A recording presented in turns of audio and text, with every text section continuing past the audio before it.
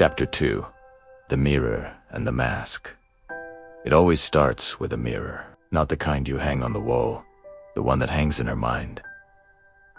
One day, she looks at her reflection and doesn't recognize the woman staring back. Something subtle dies in that moment.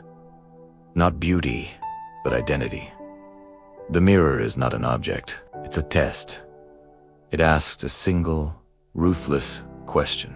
Do you still matter? For 20 years, the answer came easily. Every glance from a stranger, every compliment, every lingering look whispered yes. But around 40, the mirror changes its language. The same reflection that once meant desire now means decline. The smile lines she earned through love, she now reads as evidence of loss. And what follows is the collapse of external validation. This isn't vanity. It's psychology. For years, her self-worth was reinforced through attention, a steady drip of dopamine that told her she was seen, wanted, relevant. Then, almost overnight, that supply dries up. It has the same mechanism behind hedonic adaptation. The brain has tendency to normalize what once thrilled us. What was once intoxicating now feels ordinary, and in the absence of new stimuli, the mind begins to hunger. A woman sits in her car after work, scrolling through her phone. Every post is a mirror.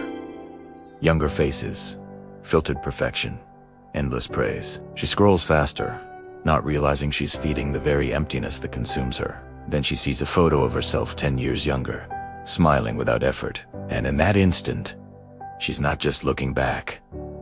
She's mourning, not the photos, the person in it, the mask she's worn, the devoted mother, the patient wife, the capable woman.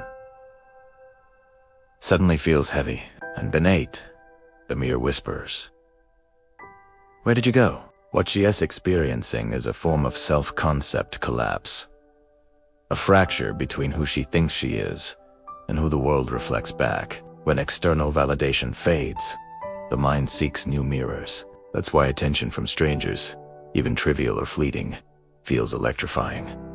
It's not attraction, it's relevance. Social media amplifies this crisis 1,000-fold. Every scroll becomes a silent comparison. Every like is a drop of dopamine. Every photo is proof that someone else is still winning. And that quiet hunger grows until it becomes an obsession. To feel seen again. When reflection replaces validation, chaos begins. But what happens when the mirror isn't enough anymore? When attention itself becomes the drug? That's when she steps into something far more dangerous.